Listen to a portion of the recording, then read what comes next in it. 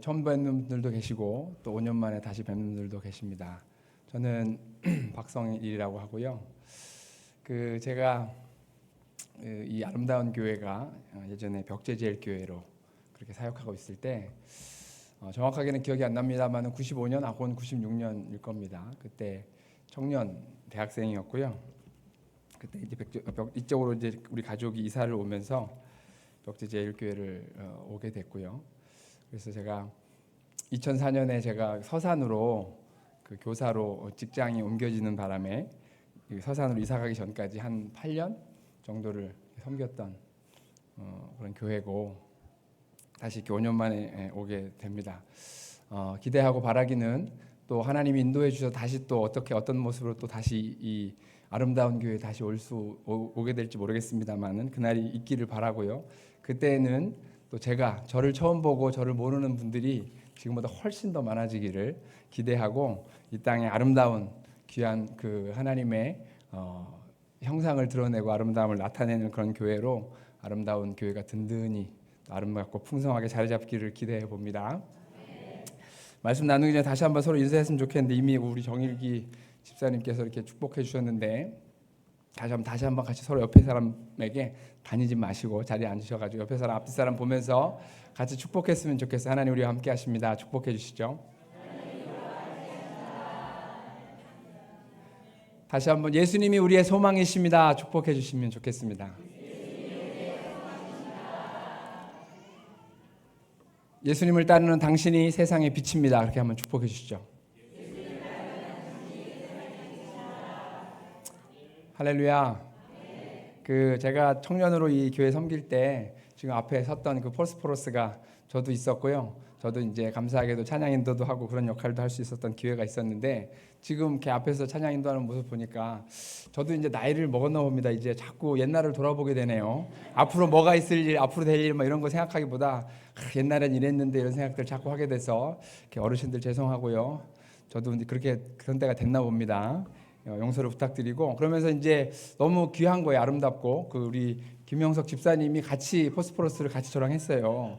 그리고 옆에 있는 그 이란 자매는 그때는 애기였거든요. 근데 그러니까 저런 분들이 진짜 선교사님 같은 분들이에요. 김영석 집사님 같은 분들이 나이를 안 먹고 세월이 지나고 시간이 지나도 그가 하는 그 삶의 모습과 그 하나님 앞에 서 있는 모습이 변하지 않는 거예요. 할렐루야. 그래서 우리 김영석 집사님과 우리 이란 자매와 같이 나란히 서서 하나님을 찬양하는 모습 보니까 이게 참 은혜구나. 하나님이 시간과 역사와 세대를 뛰어넘어서 계속해서 지속적으로 역사하시는구나 이런 생각들을 하게 되고 또 우리 변정은 집사님이신가 어쩐가 하여튼 변정은 자매님이 또 우리 성경 자매가 또 같이 반주를 하고 있는데 다 제가 중고등학교 학생이었고 막 이랬던데 과거를 제가 다 알고 있습니다. 그래서 물론 저의 과거도 저분들이 알고 계십니다. 그래서 서로 침묵하는 걸로 그렇게 하면 좋겠습니다. 오늘 저희 5년 전에 이 자리에서 여러분들께 인사를 드리고 저희 가족이 오만이라고 하는 그 중동의 이슬람 국가로 하나님의 보내심을 따라서 선교를 갔습니다. 그리고 원래는 2년 만에 다시 돌아와서 이렇게 인사드리고 다시 장기로 전환하는 그런 과정이 예정돼 있었는데 2018년에 오만으로 갔었는데 여러분들 아시다시피 이건 전 세계가 같이 공히 경험했던 그 팬데믹 때문에 저희가 2년 만에 올 수가 없었고 그래서 하나님께서 열어주셔서 이제 5년 만에 다시 이 자리에 오게 됐고요. 그래서 또 기도하는 중에 또 하나님께서 인도해 주셔서 이제 오만 사역은 5년 안에 마치고 저희가 이제 9월 초에 다시 또 다른 사역지인 그 파키스탄으로 가게 됩니다. 그래서 오늘은 여러분들께 저희 하나님께서 저희를 품어주셨던 옮겨 심어주셨던 오만에 대해서 여러분들께 잘 설명드리고 알려드리고 여러분들이 동역해 주신 것에 대해서 다시 한번 하나님이 어떤 일들을 가정에게 행하셨는지 그리고 또 오만이 어떤 곳인지를 여러분들에게 잘 알려드려서 여러분들이 계속해서 그 중동과 아랍 지역과 이슬람 지역을 품고 기도해 주시기를 드리는 마음으로 같이 하나님 말씀 나누었으면 좋겠습니다. 자, 먼저 영상을 좀 보여주시면 이제 영상이 아니라 오늘 하나님의 아들이라는 제목으로 말씀을 나누겠고요. 이게 넘어가면 좋겠는데 안 넘어가는 것 같으니까 넘어갔습니까? 부탁드립니다.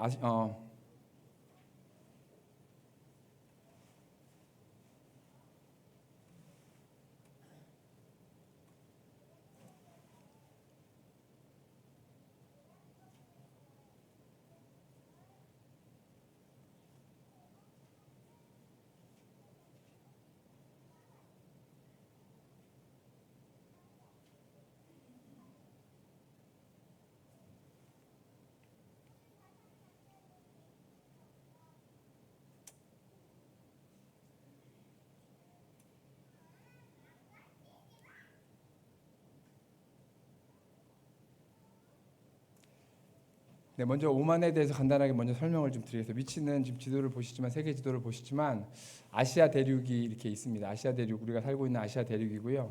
오만은 지금 우리는 아시아 대륙의 가장, 육지로 치면 가장 동쪽 끝 한반도에 있습니다. 네, 오만은 아시아 대륙의 서쪽 끝, 지금 노란색으로 보이는 것이 아시아 대륙인데요. 서쪽 끝에 크게 버선같이, 장어같이 생긴 그 반도가 아라비아 반도고요. 여기에 이제 아라비아 사람들이 살고 있고, 거기 이 아라비아 반도에 속해 있는 나라가 오만이 되겠습니다. 한번 더 넘겨주시면요. 이 부분 아라비아 반도를 좀 확대해서 보시면 그 7나라가 이 아라비아 반도에는 자리하고 있습니다. 그래서 맨 아래쪽에 그 여러분들 가장 잘 아시는 사우디아라비아가 여기서 가장 큰 면적을 차지하고 있고요. 그다음에 왼쪽 아래쪽부터 반시계 방향으로 예멘, 그리고 저희가 있었던 오만이 있고, 오만 그 서쪽으로 아랍에미레이트가 있고, 그 위에 불뚝 튀어나오는 반도가 지금 그 빨간색 돼 있는 원 말고 왼쪽에 있는 그 페르시아만 글씨 써 있는 바로 밑에 있는 그 반도가 지난해 월드컵을 개최했던 카타르가 거기 있고요. 카타르 그 옆에 있는 조그만 섬 보이실 텐데 그곳이 바레인이라는 섬나라이고요. 그다음에 쿠웨이트까지 해서 이 7나라를 아라비아 반도에 있는 나라들이라고 그렇게 분류하고 있습니다. 저희는 오만에서 5년 동안 있었습니다. 넘겨주시면요. 그래서 이제 오만은 이제 아랍 민족, 이제 오늘 이 아랍 민족이 중요한데요. 아라비아 반도에 살기 때문에 아라비아 반도는 그러니까 그 아랍 민족이 사는 땅이라는 의미가 반도가 되겠죠. 그래서 이 아랍 민족에서 이슬람이라고 하는 종교가 시작됐습니다. 이 아라비아 반도에 이슬람교가 시작된 메카라는 땅이 있고, 이 메카는 현재 사우디아라비아에 속해 있는 도시입니다. 그래서 아랍 민족이고 이들이 사용하는 언어를 아랍어라고 하고요. 저희 부부가 2년 동안 아랍어를 배울 수 있는 기회가 있었습니다. 그리고 천천히 눌러주시면 좋겠습니다. 천천히 좀 빨리 하겠습니다. 그래서 석유가 이 아라비아 반도에는 1970년대 이때를 전후로 석유가 발견됩니다.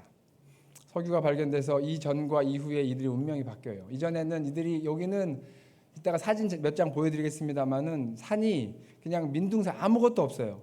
그냥 너무 메마르고 덥고 건조한 지역이어서 이 물이 없으면 풀이 자랄 수가 없는데 물이 없습니다. 1년에 뭐 열흘 정도도 비가 안 올 정도로. 그리고 지금 여러분들 흥미롭게 죄송한 얘기지만 한국에서 이제 재난 문자가 엄청 오더만요. 한국에 핸드폰을 개통했더니 엄청 매일같이 몇 번씩 재난 문자가 오는데 그 요즘에 오는 문자는 폭염주의보라고, 폭염이니까 엄청 조심하라고 막 이래가지고, 근데 그러니까 온도를 보니까 한 33도 전후 이렇게 돼가지고 폭염인데 오만은 50도 이렇게 됩니다. 그러니까 그래도 폭염주의보 주의하라는 얘기 안 합니다. 알아서 이제 살아라 이러면서 전혀 그런 재난 문자 오지 않는데 얼마나 우리 이 대한민국은 국민들을 사랑하는지, 한 33도 되니까 전국에 폭염이 심하니까 몸 조심하라고 해서 여러분들 참 좋은 나라에 사신다. 하여튼 그래서 그렇게 더위에 5년 동안 정말 더위와 싸우다 온 것 같은 그런 느낌이 있습니다. 그런 좀 아주 불모지 같은 땅이었는데 여기에 석유가 발견되는 거예요. 그래서 여러분들 아시는 대로 사우디아라비아가 뭐 가장 큰 산유국 중에 하나고,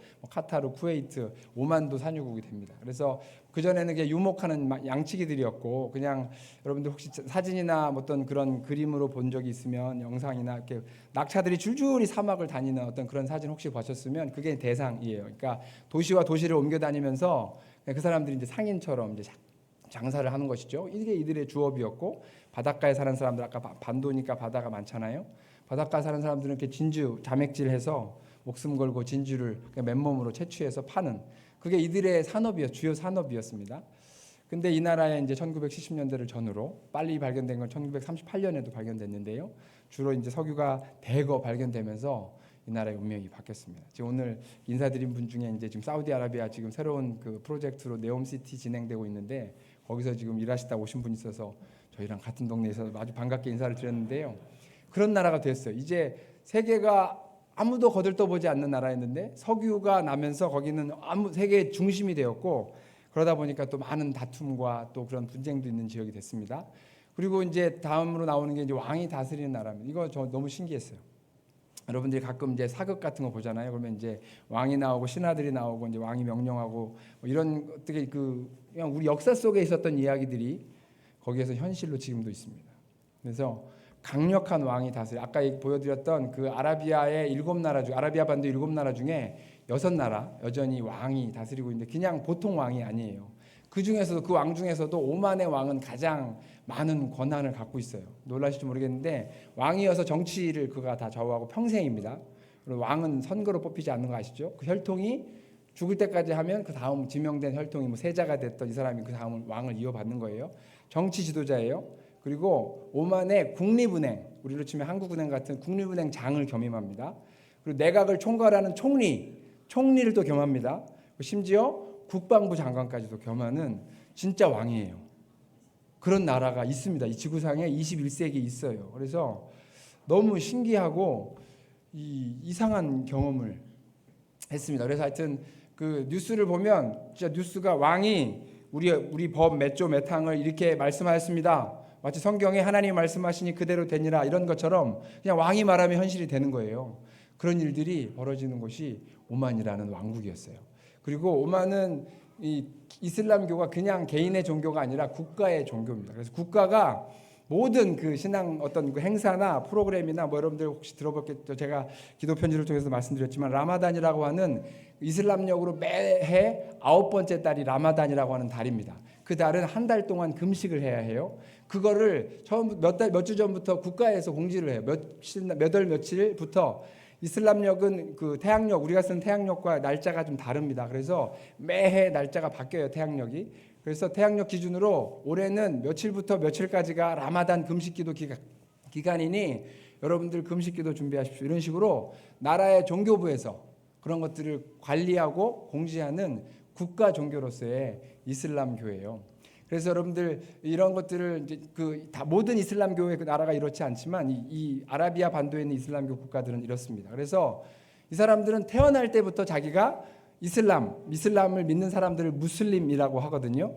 그래서 나는 태어날 때부터 이 사람들은 무슬림으로 태어난다고 믿어요. 나는 무슬림으로 태어났다. 그런 믿음을 가지고 살아요. 그래서 우리는 우리 신앙에서 중요한 것은 예수 그리스도를 만나기 전과 후로 나뉘잖아요. 거듭남을 경험하기 전과 후로 나뉘잖아요. 예수님을 만나고 내가 누구인지, 빛이 무엇인지, 진리가 무엇인지, 생명이 무엇인지, 인생이 무엇인지, 죄가 무엇이고 우리가 넘어져 있는 것이 무엇이고 무엇이 문제인지, 이 죄가 어떻게 해결되었는지, 그래서 십자가가 우리가 무엇이고 하나님의 은혜가 무엇인지를 우리가 고백하고 그 은혜 안에 들어온 자들, 우리가 그리스도인들이라고 부르잖아요. 하지만 이 사람들은 태어날 때부터 무슬림으로 태어납니다. 그러니까 이들에게는 적어도 이 아라비아 반도에 사는 무슬림들에게는 회심이 없어요. 그리고 이들은 날 때부터 가정에서 그렇게 우리는 무슬림이야, 무슬림은 이렇게 살아야 하면서 어린 시절부터 그냥 그 꾸란에 근거한 무슬림 전통에 근거한 그 교육들을 가정에서부터 착실히 시킵니다. 그러니까 이 사람들은 그냥 자기의 환경처럼 내가 대한민국 사람이고 여기고 사는 것처럼, 내가 그냥 남성으로 여성으로 여기고 사는 것처럼 그렇게 나는 무슬림이야라고 여기고 사는 거예요.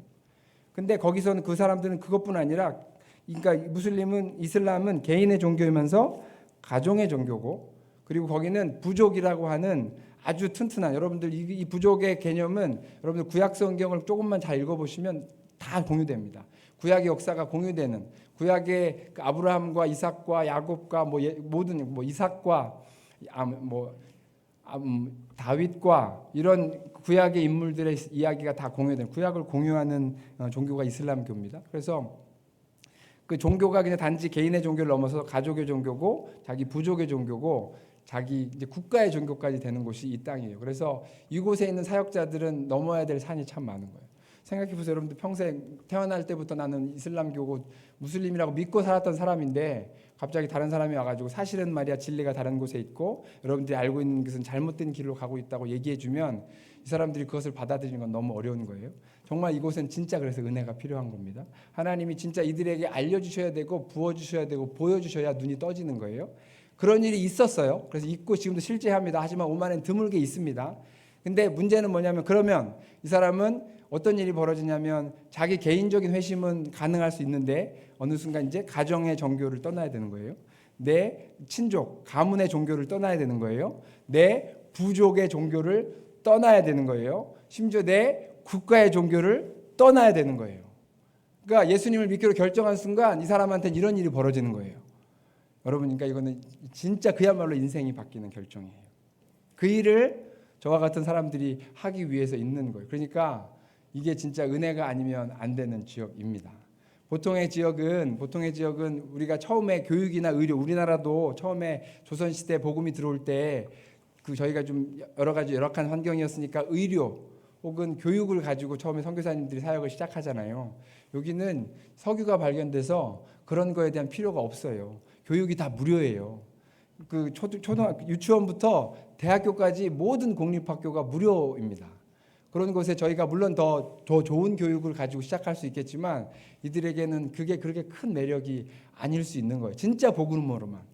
진짜 이들 안에 있는 갈급함과 진짜 이들 안에 있는 그 인생과 삶과 진리와 하나님에 대한 진지한 고민, 그것으로만 이들에게 접근해야 되는 거예요. 그리고 이들에게는 우리가 어떤 교회를 세운다 할지 아니면 어떤 눈에 띄는 프로그램을 하기가 어려워요. 국가가 한 번 더 넘겨주시죠. 넘겨주시고요. 이건 다음에 성경. 그래서 다른 종교를 전하는 것은 법으로까지 금하고 있어요.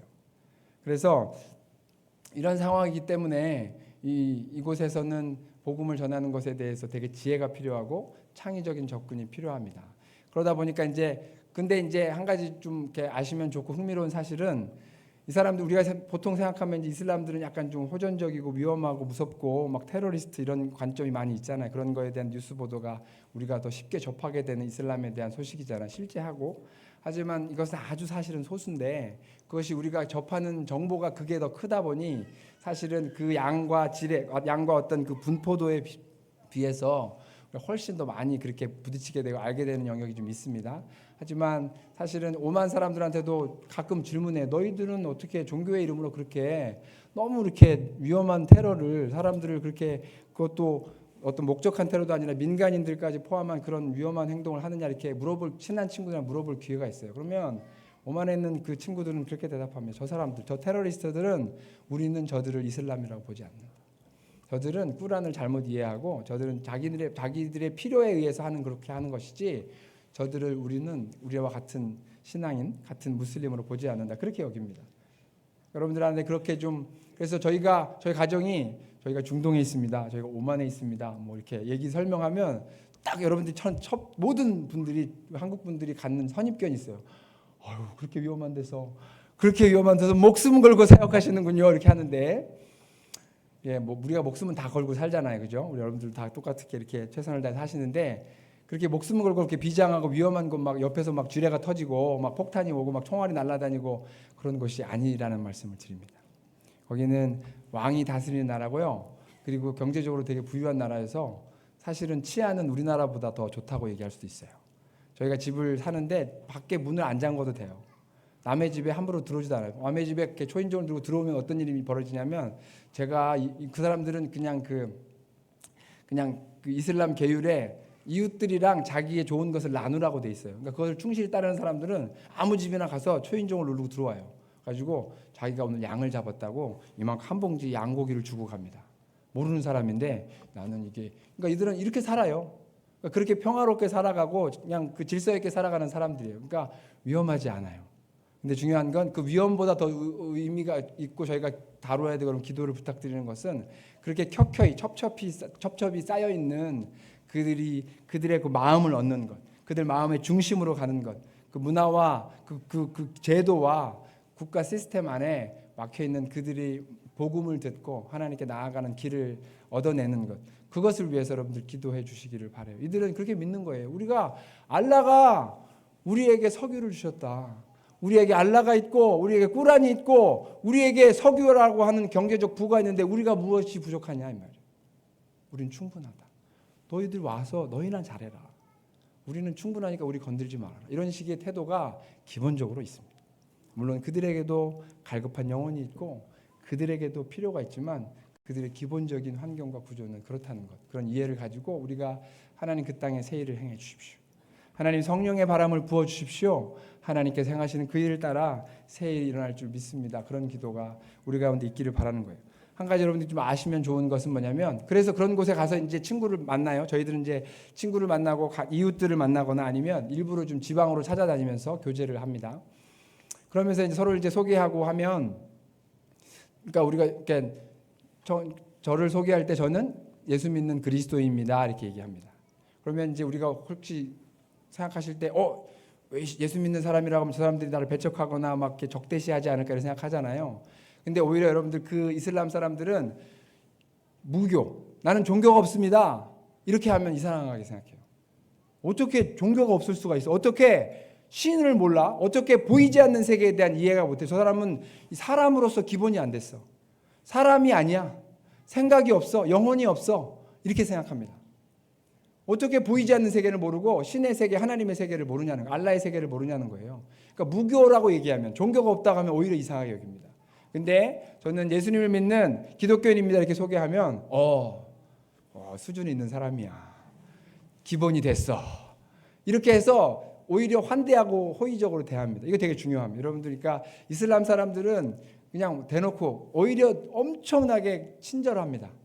환대를 베풀고 가면 처음으로 하는 말이 우리 집 가자는 거예요. 그리고 집에 가면 그냥 기본적으로 손님을 맞이하고 접대할 준비가 돼 있어. 그들이 먹는, 오늘 잠깐 가져왔습니다만은 다음 주에 한번 맛을 한번 보시면 좋겠는데 대추야자 되게 달거든요. 그거 커피랑 먹으면 진짜 너무 찰떡인데요. 한번 이렇게 드셔보시고 식사하실 때 같이 드시면 좋은데요. 그 대추야자와 그들 아라비아 커피가 그쪽에서 왔으니까 그것들 기본적으로 그걸 과일 하면서 어떻게 지내냐 누구냐 하면서 얘기를 하는 걸 되게 좋아합니다. 그 얘기하는 것이 저에게 되게 중요한 자리예요. 그러다가 이제 친구가 되고 그들이 환대하면서 그러면서 이제 이 사람들이 좀 친해졌다고 생각하면 이제 어떻게 하냐면 이렇게 되게 자기 진짜 속마음을 얘기하는 거예요. 아까 여기 다른 종교를 전하는 거 불법이라고 했잖아요. 근데 그 친구들이 먼저 저한테 얘기를 해요. 야, 나 너 진짜 좋은데, 너 종래 같다. 너 참 기본이 됐고 괜찮은데 네가 하나 문제가 있어. 사실은 네가 예수님을 믿는다고 하는데 기독교인이라고 하는데 아니야. 너 이슬람을 믿어야 돼. 너 알라가 너 진짜 하나님이야. 너 내 친구니까 내가 너한테 알려주는 거야.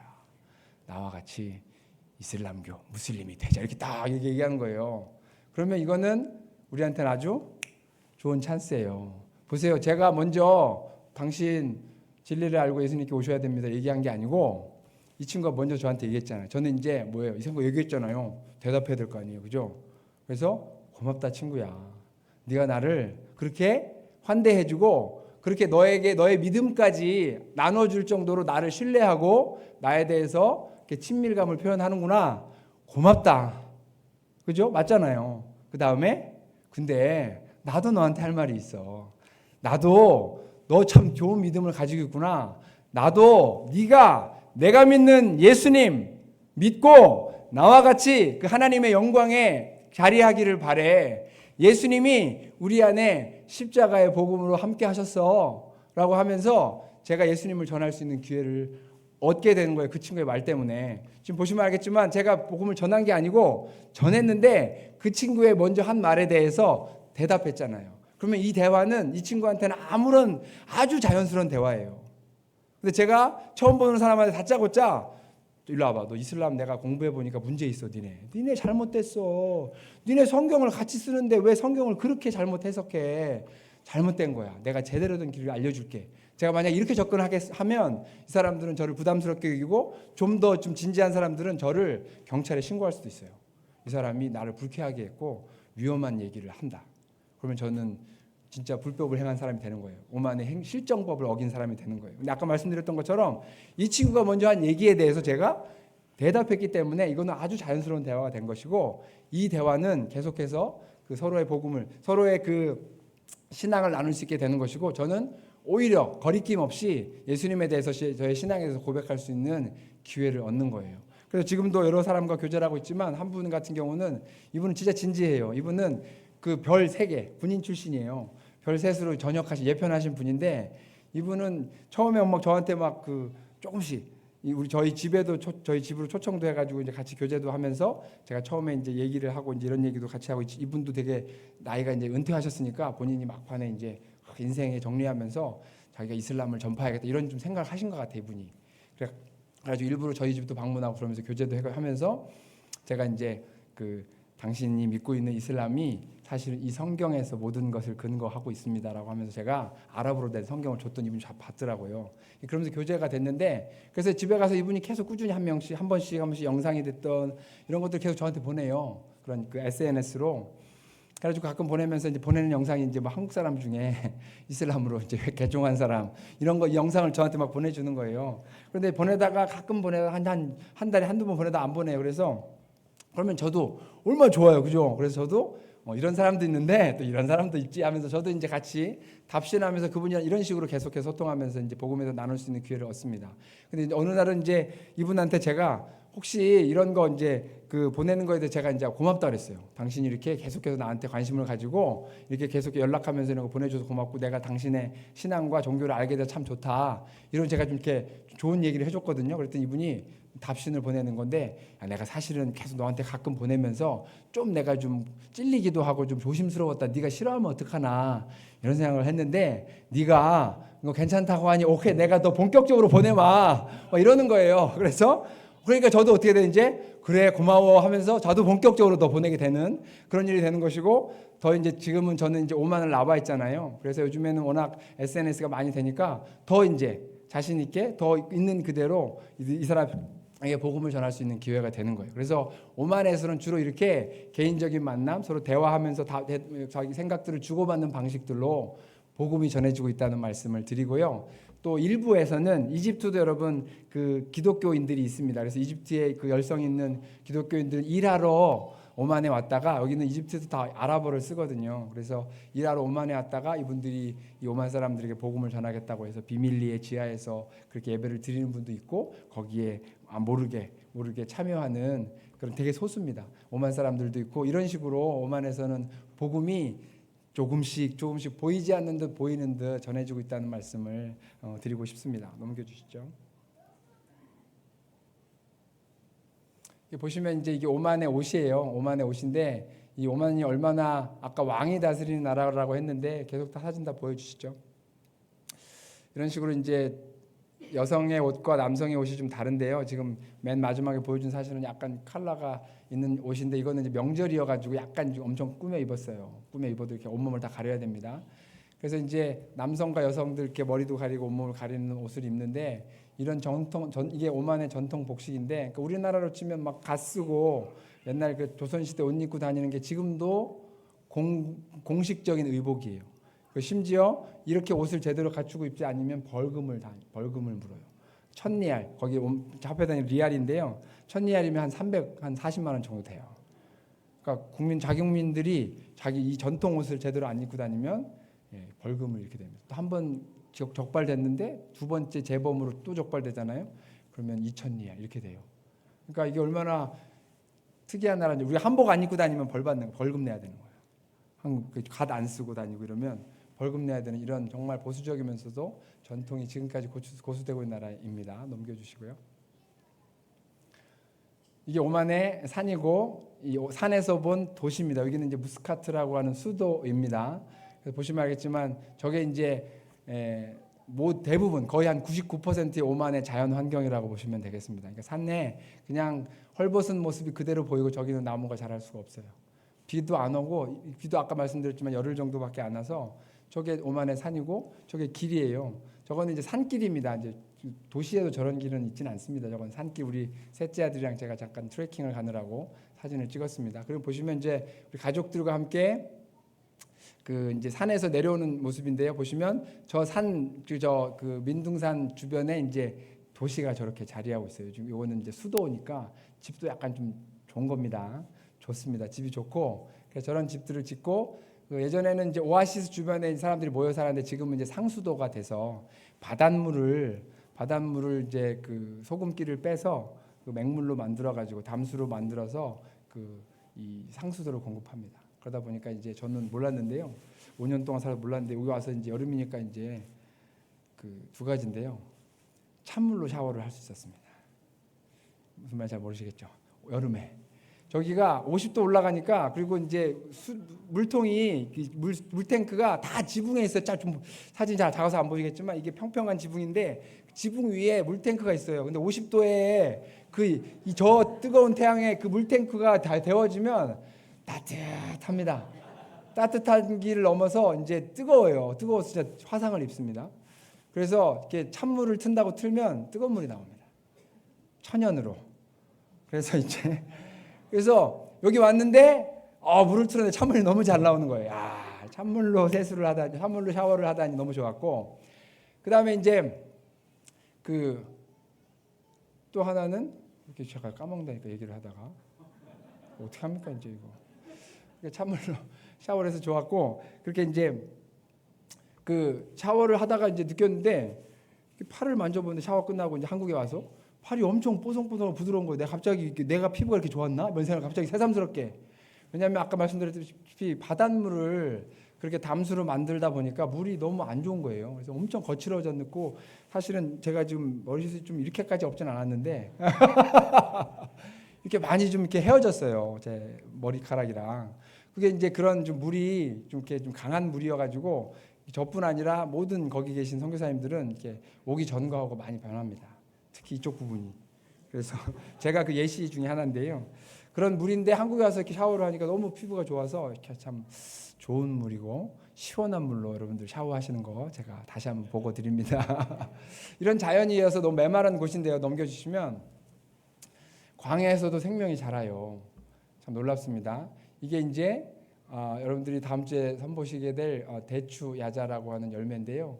이 열악한 환경 속에서 조금의 물만 있으면 저런 그 열매가 자라는데 아주 당도가 높습니다. 그래서 저들 이렇게 에너지가 더우니까 에너지가 많이 소모되는데 아침에 저거 한 2알 3알 먹고 이 낙타 지금 보이죠? 낙타의 그 젖으로 만든 요구르트 하나 먹으면 이 사람들 아침 식사예요. 그 정도로 이제 이 사람들은 에너지가 충분히 공급될 만한, 그러니까 하나님의 참 그 은혜나 이런 인도하시면 참 놀라운 것 같아요.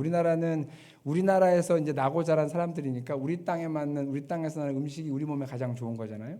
그런 것처럼 저 사람들은 저런 척박한 환경에 거기에 환경을 뚫고 나온 그 열매들이 그 사람의 몸에는 가장 좋은 거예요. 가장 필요한 에너지를 공급되는, 참 그 하나님의 섭리하심은 참 자연과 그런 어떤 먹거리를 통해서도 알 수 있는 것을 보게 됩니다.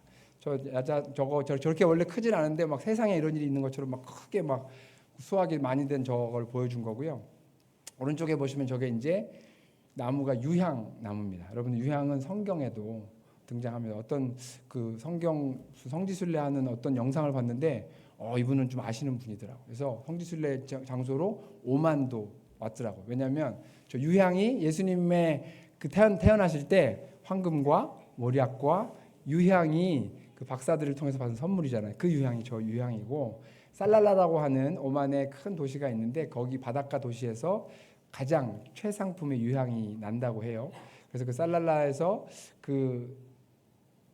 아마도 동방 박사가 가져오시지 않았을까라는 그 추측도 있고요. 그다음에 살랄라에는 세계에서 7군데가 있다고 예측되는 욥의 무덤도 있어요. 그래서 아마 그 아까 얘기했던 성지순례를 그 영상을 찍었던 분들은 이런 정보가 있어가지고 오만에 살랄라를 오지 않았나 싶습니다. 그리고 이 메마른 땅의 저 낙타는 이 모든 것을 다 가능케 해주는 정말 너무 소중한 짐승이에요. 그래서 기본적으로 저 낙타를 통해서 그 짐도 많이 나르고요, 교통수단도 되고, 그다음에 낙타는 가죽도 쓸모가 많고, 고기는 제가 먹어본 그 오만의 그 고기 중에 가장 맛있었습니다.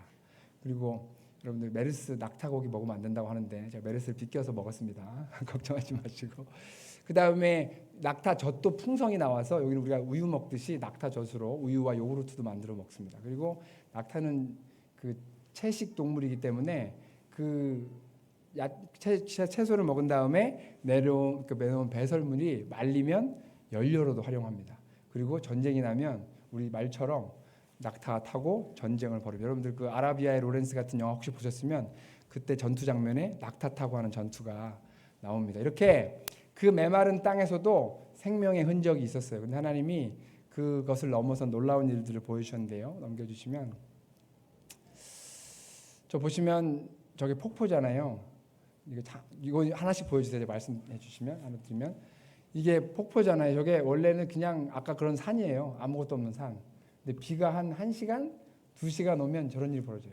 갑자기 이제 거기가 워낙 뜨거운 지역이니까 땅이 바짝 말라서 그냥 흙이 있는 땅도 여러분들 그냥 완전히 가늘한 흙이 되면서 비가 오면 이게 땅이 물을 흡수를 못해요.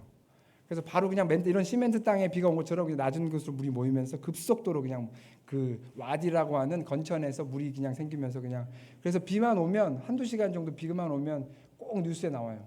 인사사고 뉴스가. 그러니까 사람 갑자기 물이 불어서 사람이 그 급류에 떠내려갔다는 뉴스를 듣곤 하는데요. 저게 산인데 없었던 폭포가 그냥 비 2시간 오면 저렇게 생깁니다.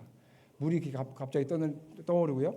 근데 이제 어떤 일이 있었냐면 하나 보여주시면 저희 살던 그 브라임이라는 지역의 집 근처에 한 30분 정도 가면 저런 사막이 있어요. 저 사막은 그냥 맨 땅이고요. 모래가 있는 저런 사막이에요. 그냥 나무가 조금 자랄 수 있는 정도의 물이 조금 있는 진짜 여러분들 알고 있는 그런 모래 사막 같은 곳입니다.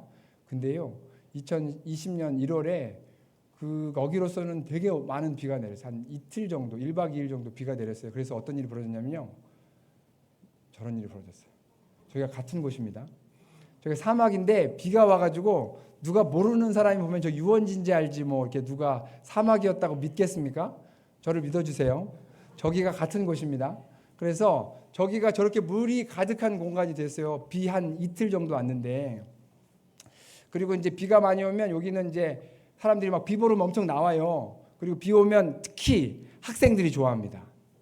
비 오면 그날 한 9시, 10시, 저녁 10시, 9시쯤에 학교에서 문자가 와요. 내일은 휴교한다고. 왜냐하면 길이 다 없어져요. 길이 다 물에 잠겨가지고 통학할 수가 없어요. 그래서 학교가 쉬어요. 그래서 애들은 비 오면 여러 가지로 비 봐서 좋고 학교 안 가서 더 좋고 이런 일이 벌어집니다. 그래서 하여튼 저런 일이 제가 살고 있는 사막에 저런 일이 벌어졌어요. 근데 이제 그 비가 오고 끝이잖아요. 계속해서 햇볕은 비치고 한 몇 주 되니까 다시 저것은 말랐습니다. 근데 말랐는데요. 넘겨주시면 저기가 저렇게 됐어요. 푸르른 사막이 됐어요. 그래서 제가 깜짝 놀랐습니다. 저기가 모래였고 여러분들 광야를 보시면 모래 아니어도 진짜 아무것도 자라지 않는 그냥 그런 엉겅퀴나 그냥 가시나무만 있는 그런 바짝 마른 돌이나 그런 그 돌멩이가 있는 그런 곳이었는데 저기에 풀이 났어요. 그래서 제가 알게 됐어요. 저기에 물이 없어서 그렇지 생명의 흔적이 있었구나. 저 씨를 누가 뿌렸겠습니까? 저 물로 공급되는 생명의 흔적이 있었는데 뭐가 없었어요? 물이 없었잖아요. 근데 저 물이 몇 주 동안 저기 있으면서 저 사이에 저 풀을 자라게 한 거예요. 그래서 깨닫게 되는 것은 사막이 모래가 문제가 아니라 물이 중요하구나. 물이 있으면 사막도 저렇게 풀을 내는구나. 물이 핵심이구나. 기도하게 되는 거예요. 하나님, 이 땅에 물이 있어야겠습니다. 이 사막에 물이 있어야겠습니다. 근데 우리가 성경을 통해서 우리가 알잖아요. 예수님이 생명의 물이잖아요. 그래서 더 기도하게 되는 거예요. 예수님 이 땅에 생명의 물로 임하여 주십시오. 그래서 이 땅에 있는 이미 존재하는 하나님이 이미 뿌려놓으신 생명의 흔적들이 저렇게 움을 내고 싹을 틔워서 자라게 하여 주십시오. 저런 일들을 경험했어요. 이웃들에게 물어봤어요. 저기 사는 사람들한테 이런 일이 자주 있습니까? 거기에 40대 50대 되신 분들이 자기 평생에 이런 일을 처음이라고 하는 거예요. 참 놀랍습니다. 하나 더 보여주시겠어요? 그리고 시간이 더 지난 다음에 한번 저 풀이 어떻게 됐는지 몇 주 있다 또 와봤어요. 근데 보시면 알겠지만 물이 없으니까 그 햇빛에 그냥 말라버리는 거죠. 근데 보시면 저 사막 지금 보시면 바닥 땅이 보이시죠? 모래예요. 사막입니다. 저기에 해바라기가 저렇게 크게 자라 있었어요. 물이 있으니까. 저 아내랑 제 둘째 아들이 그때 사진을 찍어서 2020년입니다. 그래서 다시 한번 확인하게 되는 것은 물이 있으면 생명은 자란다. 근데 이 말씀이 그냥 저희만 경험하게 되고 이 현상이 저희만 경험하게 되는 하나님의 어떤 특별한 인도하심이었다기보다는 이미 하나님께서 약속으로 주신 말씀 가운데 있다는 것을 성경을 통해서 우리는 확인하게 됩니다.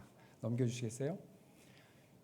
이사야 35장 1절부터 6절까지의 말씀을 보면 제가 4절만 이렇게 가져왔습니다만 보시면 광야에 연못과 샘이 나는 그 약속들이 이사야 선지자를 통해서 주어집니다. 우리 다 같이 한번 읽어볼까요? 시작.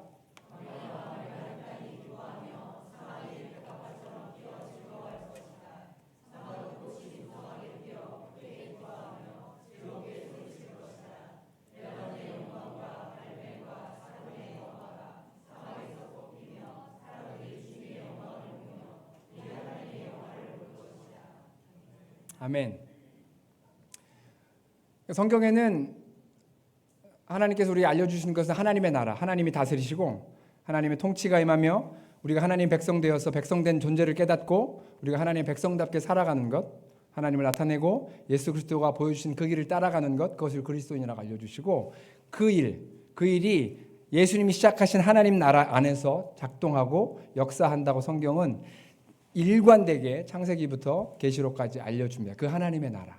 그래서 구약에도 신약에도 하나님의 나라를 힌트처럼 예언처럼 그리고 실제로 임했을 때 임한 하나님의 나라, 임할 하나님의 나라 이런 것들을 힌트처럼 여러 가지 상징으로 보여주십니다. 성경은 이스라엘의 그 풍토와 문화 안에서 쓰여진 책이어서 이스라엘의 문화와 풍토를 이해하면 아주 도움이 됩니다. 저희는 아까 아라비아 반도를 보여줬지만 아라비아 반도의 그 윗자락에 보면 시리아가 있고 시리아 옆에 레바논과 그 아래 이스라엘이 있습니다. 비슷한 풍토예요. 약간 그 온도는 좀 더 낮지만 이스라엘 지역이 그래서 이 광야의 풍토 안에서 쓰여진 거예요. 광야에 보시면 사막에 꽃이 피고 물이 나고 무성해지는 것이 하나님 나라가 드러나는 그런 일입니다 라고 얘기하는 거예요. 근데 다음 페이지에 넘겨주시죠. 이거 다시 한번 아까 안 읽으셨죠? 이 부분까지 다시 읽겠습니다. 시작.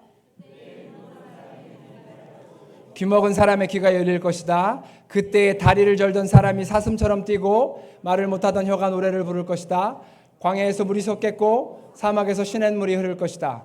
뜨겁게 타오르는 땅은 연못이 되고 메마른 땅은 물이 쏟아져 나오는 샘이 될 것이다. 승냥이 떼가 둥글며 살던 곳에는 풀 대신에 갈대와 왕골이 날 것이다. 아멘.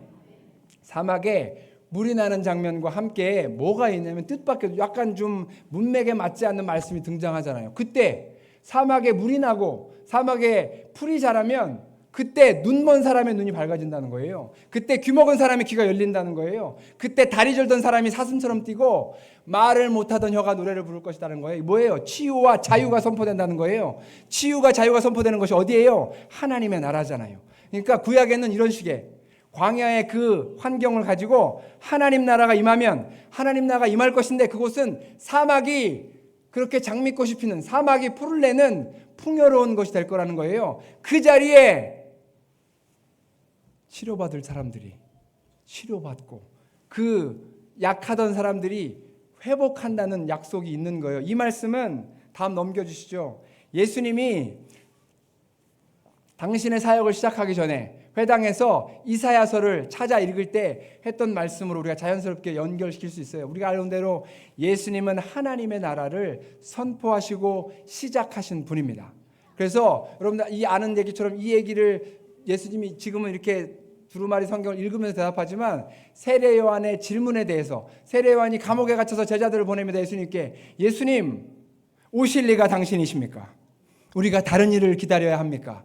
그런 세례 요한조차도 자기가 기대했던 메시아의 모습과는 약간 차이가 있는 예수님을 경험하면서 진짜 예수님께 질문을 하는 거예요. 그때 예수님이 가난한 자에게 복음이 전해지고 눈먼 자가 눈을 뜨고 저는 자가 걷게 될 것이다. 그렇게 말씀하시는 예수님의 대답도 있습니다. 그 말씀과 다른 본문으로 오늘 누가복음 4장에 보면 예수님이 당신의 사역을 시작하기 전에 회당에서 두루마리로 된 이사야 말씀을 이렇게 읽으시면서 이렇게 선포하십니다. 다 같이 한번 읽겠습니다.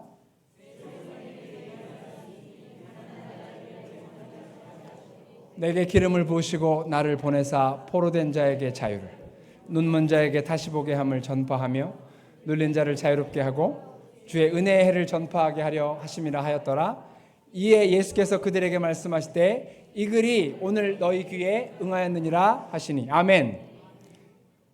예수님께서 하나님 나라를 시작하시는 분으로 이 땅에 오셨고 이제 그 사역을 시작하면서 하나님의 성령이 내게 임해서 눈먼 자에게 다시 보게 함을 포로된 자에게 자유를 선포할 것이다 말씀하시는 거예요. 이 말씀과 아까 방금 읽었던 이사야 말씀과 연결되는 거예요. 하나님 나라가 시작되면 그렇게 하나님 나라로 말미암은 치유가 일어난다는 거예요. 그 약속이 저희가 살았던 뜻밖의 오만의 그런 1박 2일 동안의 비를 통해서 사막에 풀이 나는 것과 물이 나는 것과 그렇게 생명이 흔적이 있다는 것을 보여주신 거예요. 하나님을 찬양하게 되었고 하나님께서 이미 저희에게 약속하셨고 은혜를 주셔서 저희를 보내셨고 하나님의 부르심을 따라가는 사람들에게 하나님이 반복해서 확인시켜 주는 거예요. 하나님이 함께 하시고 하나님의 나라는 여전히 역동하고 하나님은 인도하시고 이끄신다는 것을 그 일, 그 비와 사막의 푸르른 모습을 통해서 다시 한번 확인시켜 주시는 거예요. 우리 믿음의 삶을 살아가는 사람들 이미 충분하게 받았어요. 우리가 헌신하는 것처럼 얘기하지만, 우리가 우리 삶을 드리는 것처럼 얘기하지만, 그것과는 비교할 수 없는 하나님의 은혜와 사랑을 이미 충분히 받았어요. 그래서 그 은혜 때문에 우리가 그 은혜로 사랑받은 사람답게 살려고 하는 게 우리의 믿음의 걸음 아니겠습니까? 근데요, 그 부르심의 과정 속에서도 하나님은 여전히 하나님의 약속을 확인시켜 주시고, 하나님의 은혜를 여전히 붙들고 하나님께서 기억하시고 인도하신다는 것을 반복적으로 분명하게 거부할 수 없는 방식으로 저에게 알리시는 것을 이렇게 알려주십니다. 하나님의 은혜가 놀랍습니다. 여러분 믿으시기를 바라고, 하나님은 부르심을 주신 자들에게, 하나님 그 부르심을 믿음으로 따라가는 자들에게 반드시 하나님이 함께 하시고 역사하신다는 것을 반복적으로 확인시켜 주시는 것을 믿습니다. 여러분들도 이 자리에 나와서 얼마든지 이런 믿음의 경험들을 고백하실 수 있다고 믿습니다. 하나님께서 그렇게 우리의 걸음을 인도하여 주셨고 확인해 주셨고, 이것은 그 시점에서의 저희 삶에, 그리고 이미 오래전에 하나님 말씀을 통해서 말씀하신 것들이 계속해서 역사와 함께 일어나고 있다는 것을 여러분들에게 말씀을 드립니다. 넘겨 주시고요. 그래서 예수님은 생명의 물입니다. 그 물이 그 상황을 보면서 오만 가운데 하나 예수님 생명의 물로 임하여 주십시오. 그것이 더 분명한 저희들의 기도가 되었고, 예수님을 통해서 이 땅에 생명의 물이 흘러가서 오만 사람들이 그 물을 마시고 풍성한 생명으로 들어오기를 기도하게 되었습니다. 넘겨주시면요. 이 질문은 우리가 익숙한 질문입니다. 가이사라 빌립보에서 예수님이 사람들이 나를 누구라 하느냐 제자들에게 묻습니다. 그러니까 이렇게 얘기합니다. 이렇게 얘기합니다. 더러는 선지자라고 얘기합니다. 예레미야라고 얘기합니다. 엘리야라고 얘기합니다. 근데 예수님이 진짜 하고 싶었던 질문은 그 다음이잖아요. 너희는 나를 누구라 하느냐. 그때 베드로가 대답하죠. 주는 그리스도시요 살아계신 하나님의 아들입니다. 주는 그리스도시요 살아계신 하나님의 아들입니다. 이 이야기를 통해서 예수님 뭐라고 얘기합니까? 요한의 아들 시몬아, 네가 귀하다, 복되다. 이것을 알게 하시는 것은 누구다? 네가 아니고 성령이 너희를 알게 해주셨다. 너에게 이 지식을, 이 하늘의 지식을 알려주셨다. 이거 정말 중요한 것 같아요. 베드로가 대답했지만 예수님이 분명히 확인시켜주는 것은 이건 너의 지식이 아니야. 너의 지식이 아니고 하나님이 너에게 열어주신 하늘의 지식이라는 걸 알려주는, 이건 진짜 중요합니다. 이걸 믿음으로 받으시길 바랍니다. 왜냐하면 이거가 하나님의 지식인 것이 왜 확인되냐면 그 다음에 있는 너무 중요한 사건이에요. 뭐냐면 예수님이 그때부터 뭐라고 해요? 예수님이 그리스도께서 고난을 받으시고 십자가에 죽으시고 3일 만에 다시 살아나실 것을 말씀하기 시작했다고 해요. 그때부터. 그 시기가 이 고백이 나온 시기였어요. 예수님은 그전에는 여러분들 성경을 잘 보셨겠지만 예수님이 기적을 행한 다음에 계속 습관처럼 하시던 말씀이 있었어요. 딴 데 가서 얘기하지 마. 그럼 그 기적을 하시지 말다가 얘기할 수밖에 없는 일을 하셔놓고는 얘기하지 말라는 거야. 막 죽은 사람 살리시고 막 문둥병자 고쳐놓고는 얘기하지 마. 이렇게 했잖아요. 그죠? 딴 데 가서 얘기하지 마. 근데 이때부터, 이 베드로의 고백이 나온 이때부터 예수님이 그리스도가, 메시아가 고난받고 죽으시고 3일 만에 부활하시고 가르치기 시작하는 거예요. 근데 문제가 뭐예요? 그 다음에 베드로가 또 나와요. 주님, 결코 그 일이 당신께 일어나지 않을 것입니다. 베드로 그렇게 대답하는 거예요. 베드로가요, 두 대화의 장면 속에 처음에는 성령의 이끌림을 받아서 정말 멋들어진 하늘의 진리를 오픈해 줍니다. 주는 그리스도시고 살아계신 하나님의 아들이라고. 근데요, 예수님이 고난받고 죽으신다고 하니까 그런 일이 일어나면 안 된다는 거예요. 예수님이 십자가로 가는 길을 세상에 다른 누구도 아닌 베드로가 막고 있어요. 이게 불과 얼마의 시간 차이가 되지 않습니다. 똑같은 베드로가 예수님이 누군지 하늘의 지혜를 나타내는 역할을 하기도 하고요. 똑같은 베드로가 예수님의 십자가의 길을 막아서기도 합니다. 여러분, 이것은 사실은 저의 모습과 다르지 않는 것 같습니다. 우리의 모습과 다르지 않는 것 같습니다. 우리가 하나님의 그 성령에 붙들리지 않으면 이런 일들은 우리 삶에 늘 일어나는 것 같습니다. 근데 제가 드리고 싶은 말씀은 뭐냐면 이 베드로의 고백이요. 주는 그리스도시요 살아계신 하나님의 아들이라는 거예요. 근데요, 여러분 무슬림들은요, 이슬람교를 믿는 무슬림들은 주는 그리스도라는 고백을 할까요, 안 할까요? 합니다. 무슬림도 주는 그리스도시요라는 고백을 합니다. 하지만 그들은 살아계신 하나님의 아들입니다라는 고백은 안 합니다. 무슨 말이냐면 무슬림을 이 경전으로 삼고 있는 꾸란에는 예수님이 나옵니다. 무슬림들은 예수님을 그들에게 중요한 선지자로 믿어요. 아랍어로 예수님을, 꾸란에는 예수님을 이사라고 얘기합니다. 이사. 그리고 이사라고만 얘기하지 않고 뒤에 붙습니다. 이사 마시 이렇게 합니다. 마시가 뭐냐면 메시아가 떠오르죠. 그러니까 영어로 하면 Jesus Christ고 아랍어로 하면 이사 마시입니다. 그러니까 그게 꾸란에 예수님을 주 예수 그리스도라고 소개돼요. 근데 문제는 뭐예요? 그 그리스도가 뭔지를 다르게 보는 거예요. 이슬람들도 그래서 저희들 예수 믿는 사람들을 아랍어로 메시힌 합니다. 메시힌. 예수님을 따르는 사람들, 예수님의 사람들 이런 뜻이에요.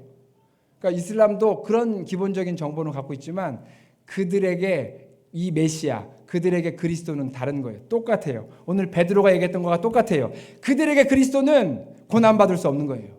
그들에게 그리스도는 죽을 수 없는 거예요. 그러니까 뭐예요? 그들에게는 부활도 없어요. 실제로 그렇습니다. 그래서 이슬람교는 성경의 많은 것들을 공유합니다. 같이 합니다. 하지만 결정적으로 예수 그리스도의 십자가에서 달라집니다. 그들에게 원죄는 없어요. 그들이 꾸란에서 얘기하는 그 원죄의 사건은 아담이 실제로 선악과를 먹었어요. 꾸란에서도. 하지만 그 사건은 어떻게 종결되냐면 아담이 하나님께 용서를 구하고 하나님이 용서해줘서 끝나요. 그 원죄의 사건이 사람의 그 탐욕과 자기 중심성이 분출하는 우리가 고백하는 그 일로 끝나지 않고 잘못했는데 용서받고 끝납니다.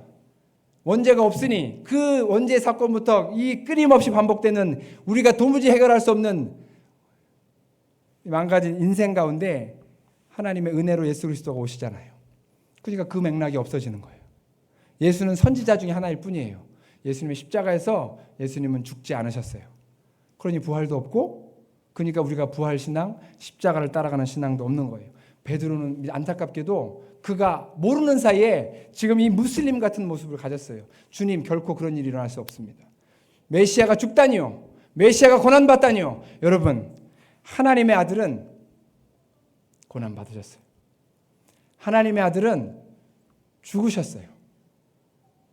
여러분들이 그것을 바로 알 때 혹시 우리가 예수 그리스도를 믿는 그리스도인으로서 혹시 내가 예수를 믿으면 잘 돼야 되고 반드시 성공해야 되고 반드시 어떤 것을 내가 원하는 것을 이루어야 된다고 생각하면 우리가 자칫 베드로가 범했던 것 같은 길을 잃을 수가 있어요. 하나님이 이 모든 것을 이 땅을 지으시고 다스리시기 때문에 이 모든 것을 우리에게 주시기를 기뻐하십니다. 이것은 하나님의 뜻이에요.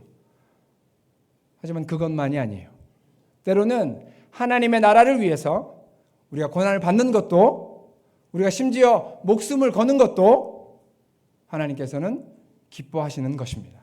그것이 예수 그리스도가 가셨던 길이고 우리가 그 길을 기꺼이 따라가기로 결정한 그리스도인들입니다. 그래서요, 그들은 하나님의 아들을 인정하지 않는 이유는 뭐냐면 그들의 논리는 아주 간단하고도 그냥 어떻게 보면 그냥 일리가 있어요. 어떻게 들어보면 하나님의 아들이라고 하나님의 아들이면 하나님의 아내가 있어야 될 텐데 아내가 있어야 애가 있지. 그래서 그들은 보니까 성경 얘기 보니까 마리아가 예수님의 어머니라며요. 그러면 하나님, 마리아, 예수님 이렇게 생각하는 거예요. 어떻게 하나님이 사람과 관계를 해서 예수님을 낳게 할 수 있어? 이거는 불경하다, 참남하다. 성경에 나오는 이건 불경. 이거 있을 수. 저들 기독교인들 진짜 이상한 거 잘못 믿고 있다. 그래서 여들은 이 부분에 대해서 분개하면서 되게 이 부분이 되게 충돌의 지점이 되는 것 있습니다. 이것은 정말 육체적인 건 그냥 논리적이고 육체적인 것으로만 쉽게 이해해요. 그러니까 이해하려고 하는 사람들한테는 이해가 되잖아요. 하지만 하나님의 아들은 그런 차원의 것으로 우리가 설명하지 않습니다.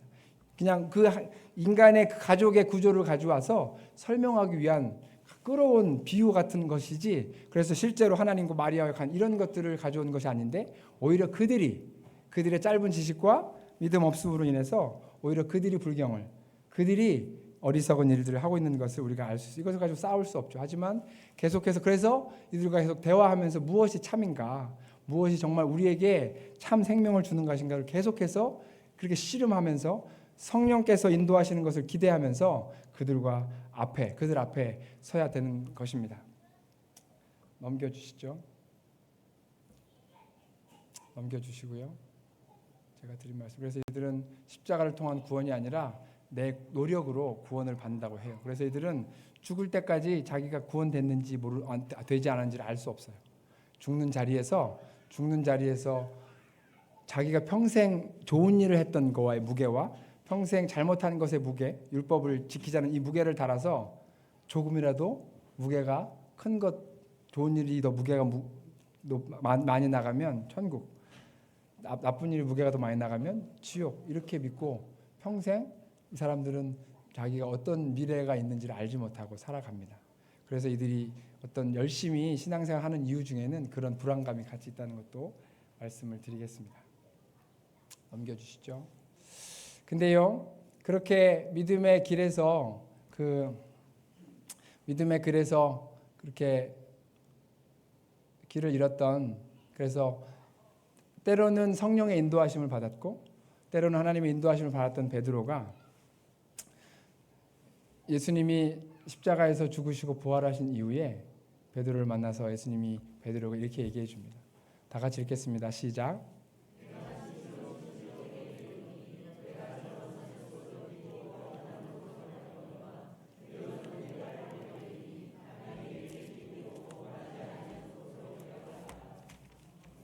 아멘. 예수님께서 열어주시는 베드로의 미래입니다. 네가 스스로 띠띠우고 원하는 것으로 다녔지만 늙어서는 내 팔을 벌리리니 남이 내게 띠띠우고 원하지 않는 것으로 데려가리라. 하나님의 일을 따라가는 사람, 성령의 일을 따라가는 사람은 어느덧 팔을 벌리는 것 같습니다.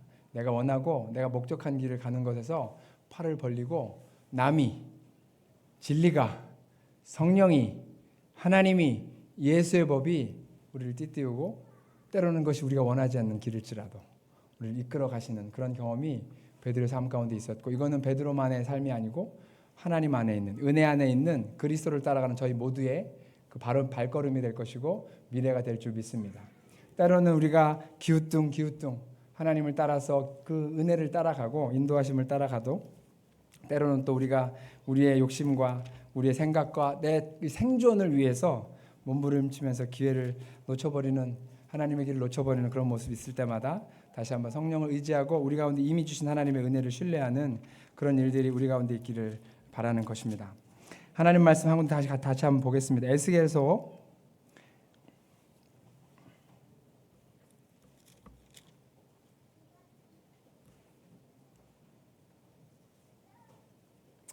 5장입니다.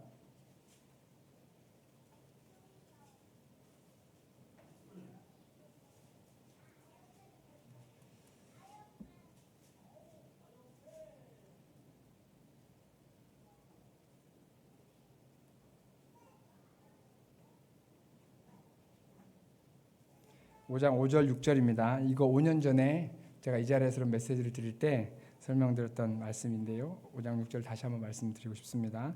다 같이 에스겔 5장 5절 6절입니다. 시작.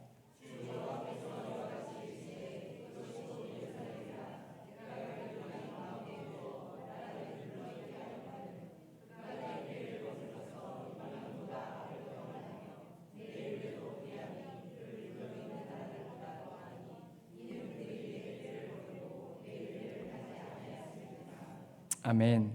제가 슬라이드를 만들었는데 슬라이드가 빠졌는데요. 제가 좋아하는 그림이 있습니다. 그 이스라엘의 구약 성경의 이스라엘의 위치를 여러분들이 보셨으면 혹시나 이제 성경에도 있으면 보시면 좋은데, 그 이스라엘이 위치한 지중해 동쪽을 중심으로 쭉 모압과 아람과 블레셋과 수많은 이방인들 사이에 한복판에 이스라엘이 자리하고 있습니다. 그것에 대한 하나님의 말씀이에요. 주 여호와께서 이와 같이 이르시되 이것이 곧 예루살렘이라 내가 그를 이방인 가운데 두어 나라들이 둘러있게 하였거늘 그가 내 규례를 거슬려서 이방인보다 악을 더 행하여 내 율례도 그리함이 그를 둘러있는 나라보다 더하 내 율례도 그리함이 그를 둘러있는 나라보다 더하니 이는 그들이 내 규례를 버리고 내 율례를 행하지 아니하였음이니라.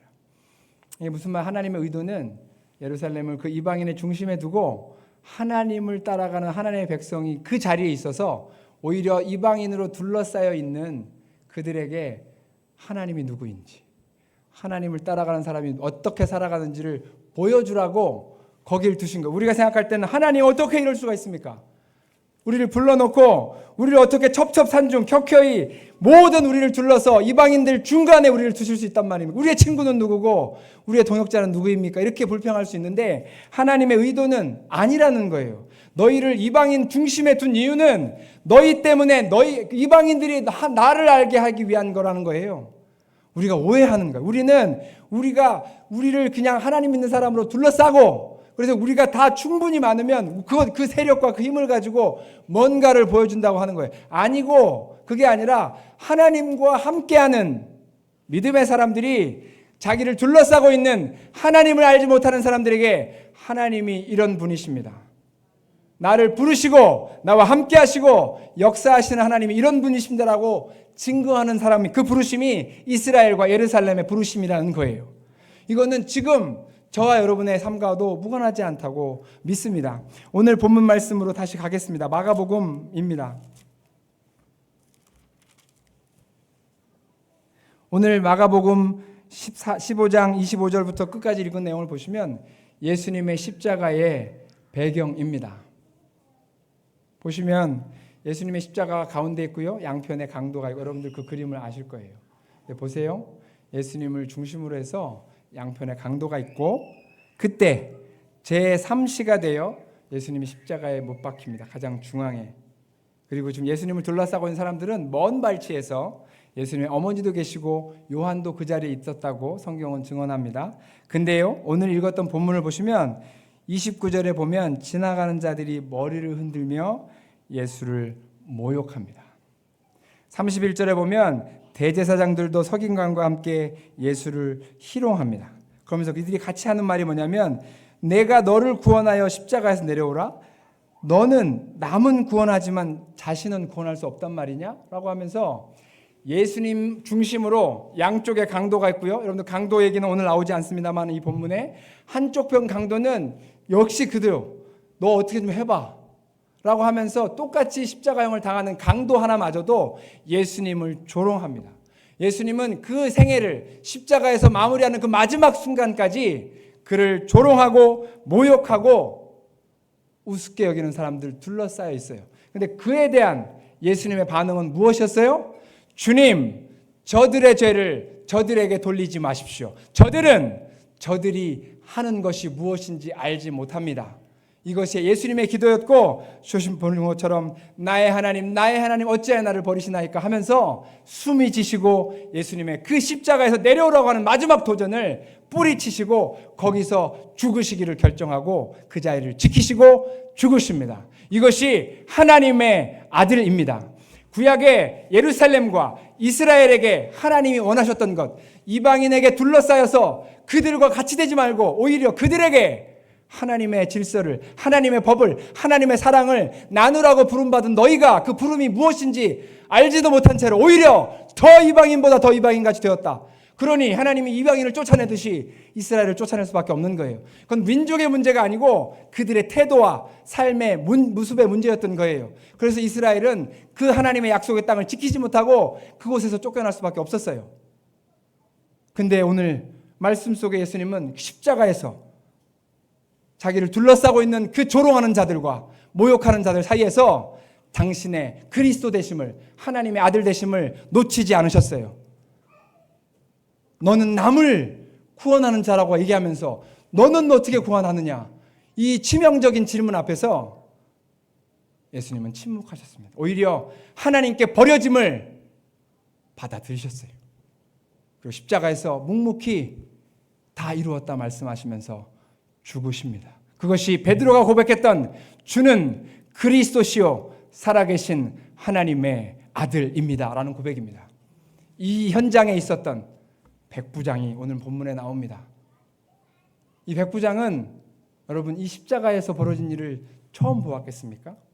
여러분들 어떤 보직이 정해지면 이 사람의 특정하게 반복되게 하는 일 아니겠습니까? 이 사람은 뭐 얼마인지 나오진 않겠지만 적어도 수십 명의 십자가의 그 사형 집행을 감당했던 그런 사람 아니겠습니까?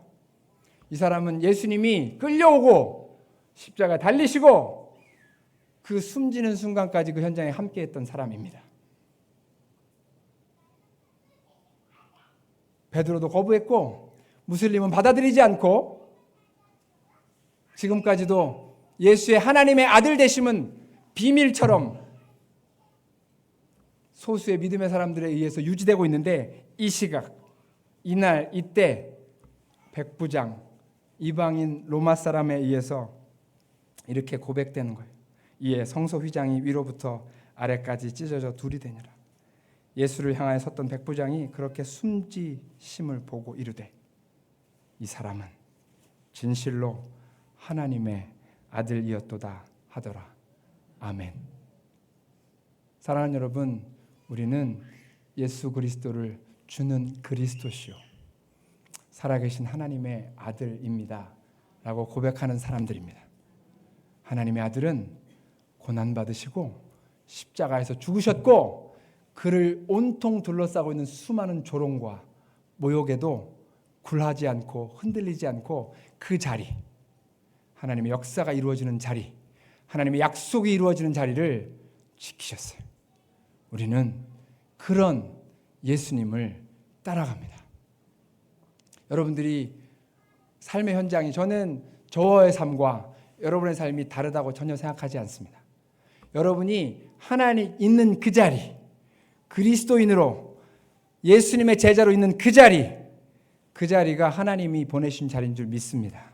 혹시 여러분들 중에 주변에 이렇게 예루살렘처럼 이스라엘처럼 예수님처럼 수많은 조롱과 반대와 무시와 여러분들을 몰라주고 인정해주지 않는, 아니면 그 사람들이 아닐지라도 여러분들 마음속에 있는 욕심이나 아니면 다른 생각들로 여러분들을 온통 둘러싸고 있으면서 하나님 왜 저에게 이런 것을 허락하십니까?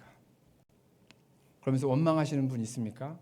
하나님께서 여러분들이 함께 하시는 것을 믿으시기를 바랍니다. 그리고 오히려 역설적으로 그것이 하나님이 여러분에게 주신 현실이라고 믿음으로 취하시기를 바랍니다. 그래서 그들에게 영향을 받는 것이 아니고 작지만 소수지만 힘없어 보이지만 사도 바울 선배님이 얘기한 것처럼 내가 약한 그때 오히려 강하다고 고백하면서 예수와 함께 성령과 함께 하나님의 지혜를, 하나님의 사랑을 그들에게 역으로 흘려보내서 당신의 힘은 무엇이냐? 당신의 소망은 무엇이냐? 내 힘과 내 소망은 십자가에 고난받으시고 죽으시고 부활하신 예수 그리스도입니다. 그 자리를 포기하지 않고 그 자리를 죽기까지 지키신 예수님이 나의 주님이십니다 라고 고백하는 그 일들이 여러분들의 삶 가운데 터져나오기를 바라는 것입니다. 하나님의 아들 예수 그리스도, 그 이름 앞에 우리가 그 길을, 이 성경에서 알려주시는 그 길을 묵묵하게 따라가면서 결국 우리의 삶을 통해서 예수님이 주인 그리스도이신 것으로, 예수님이 하나님의 아들이신 것으로 여러분들 주변 사람들에게 알려지고 증거된다면 여러분, 저와 여러분의 삶이 얼마나 복됩니까? 저런 삶이 얼마나 정말 하나님 보시기에 잘하였다, 착하고 충성된 종아. 저와 여러분이 다를 것이 무엇이 있겠습니까? 그냥 사는 위치와 환경이 다를 뿐입니다. 다 하나님의 은혜로 사는 사람들이고 어디 가든지 간에 우리 안에 있는 이미 선포된 하나님 나라를 믿음으로 살아내는 사람들 아니겠습니까? 성령을 의지하면서 베드로가 그 주는 그리스도시요 살아계신 하나님의 아들이라고 고백했던 성령을 의지하면서 그러한 믿음의 삶을 살아가는 저와 여러분이 되었으면 좋겠습니다. 마지막 한 말씀만 더 나누고 싶습니다. 아까 자막 보여주시죠. 마지막 화면입니다. 아까 오만 사람들이 아랍인이라고 말씀을 드렸습니다. 성경에는 이 아랍인을 향한 약속의 말씀이 있습니다. 이거는 이 이사야 60장의 말씀은 모든 아랍 사역자들이 붙드는 약속의 말씀입니다. 다 같이 한번 읽어보고 설명드리고 기도하겠습니다. 다 같이 읽어보고 시작. 다 너에게로 모여들며 내가 느바요스의 수양들을 제물로 쓸 것이다. 내가 내 성전을 이전보다 더욱 영화롭게 할 때에 이것들이 내 제단 위에 합당한 제물로 오를 것이다. 아멘. 게달, 느바요스라는 두 명이 나옵니다. 느바요스는 이스마엘, 아브라함의 아들이었던 이스마엘의 첫째 아들입니다. 게달은 이스마엘의 둘째 아들입니다. 세계에서 유일신을 섬기는 세 종교가 있습니다. 기독교와 이슬람교와 유대교가 그렇습니다. 흥미로운 사실은 그 모든 세 종교는 아브라함을 그들의 시조로 믿고 있습니다. 왜냐하면 아브라함에게서 이스마엘이 나왔고요. 이스마엘은 아랍 쪽의 조상이 됩니다. 그리고요, 그 다음에 하지만 이스마엘은 약속의 자손은 아니었어요. 그래서 하나님의 약속대로 이삭이 태어납니다. 아브라함과 사라 사이에 그 이삭을 따라서 유대인이 나오고 유대인의 그 가문에서 예수 그리스도께서 오십니다. 그래서 기독교와 유대교와 이슬람교는 그 아브라함을 기준으로 모든 민족이 분화되고 우리는 민족은 다르지만 예수 그리스도의 그 교회의 성도가 되어서 접붙임을 당해서 우리도 한 새 사람이 되어서 그 가족 안에 들어와 있으면 우리가 믿고 하나님의 자녀로 살아가는 것이잖아요. 약속의 말씀을 보면 이사야 60장의 말씀을 보면 그 이스마엘의 자손, 그 아랍 족속, 그 아랍 족속의 조상이 되는 느바옅과 게달의 모든 양떼가 수양들이 무엇이요? 성전의 제물이 된다는 거예요. 내가 내 성전을 이전보다 더욱 영화롭게 할 때, 그 성전을 더욱 이때는 이사야가 쓰여진 이때는 이미 솔로몬의 성전이 지어진 것이잖아요. 여러분들 솔로몬의 성전은 구약 성경에 성전이 지어져서 헌당식을 하는 건 구약 성경의 절정과 같은 사건인 것 같아요. 하나님의 임재가 그렇게 고정되는 사건이니까. 그래서 솔로몬이 멋들어지게 연설하고 기도하는 장면이 열왕기에 나옵니다. 보시면 알겠지만 그 성전이 이전보다 그 예루살렘 성보다 더욱 영화롭게 될 이것은 뭐예요? 하나님의 날, 하나님의 나라, 하나님의 회복의 때를 가리키는 말씀입니다.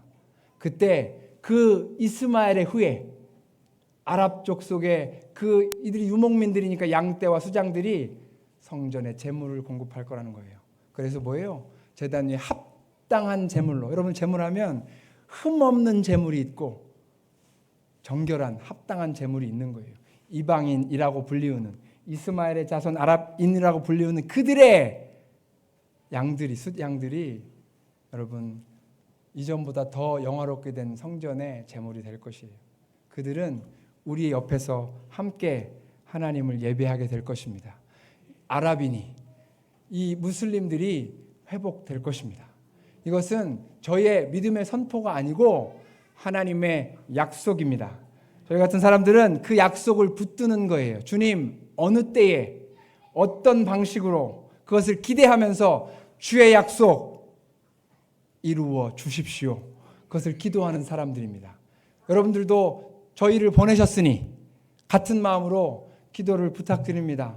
하나님 약속을 이루어 주십시오. 여러분들 이슬람들 두려운 자들이 아니라 그래서 테러리스트에서 배척하고 이슬람 포비아 저들 같이 할 수 없는 위험한 자들이 아니라 우리가 예수님의 이름으로 회복해야 될 우리의 잃어버린 형제입니다. 이 고백으로 여러분들이 저희를 보내시고 기도하신 줄 믿습니다. 그 기도 계속해 주시고 안타깝게도 저희가 오만을 떠나왔습니다. 오만을 떠나서 그 맞은편에 있는 파키스탄으로 9월 초에 들어갈 것입니다. 하지만 계속해서 저희가 이 오만의 5년에 있는 것은 하나님이 그냥 허송한 것으로 생각하지 않습니다. 반드시 그 시간들과 파키스탄에 있을 시간들이 저는 하나님께서 연결해 주실 거라는 신뢰가 있습니다. 왜냐하면 오만에는 몇십만 명의 파키스탄 사람들이 노동자로 있기 때문에 그렇습니다. 그렇게 하나님께서 계속해서 오만과 파키스탄에서 저희 가정을 통해서 또 수많은 사역자들을 통해서 행하신 일들을 기대합니다. 여러분들도 같이 계속해서 동역을 부탁드리면서 하나님의 약속을 이루어 주시옵소서. 그 일에 함께 참여하면서 그 영광을 기도한 자로 기다리고 기도한 사람은 그 일이 벌어지면 알 수 있습니다. 하나님이 응답하셨구나. 하나님이 역사하셨구나. 기도하고 기다린 사람은 보고 압니다. 마치 탕자를 기다렸던 아버지가 아무리 거짓골을 하고 있어도 그 자가 저 사람이 내 아들인 것을 아는 것처럼 그런 일들이 저와 여러분 가운데 있기를 바랍니다.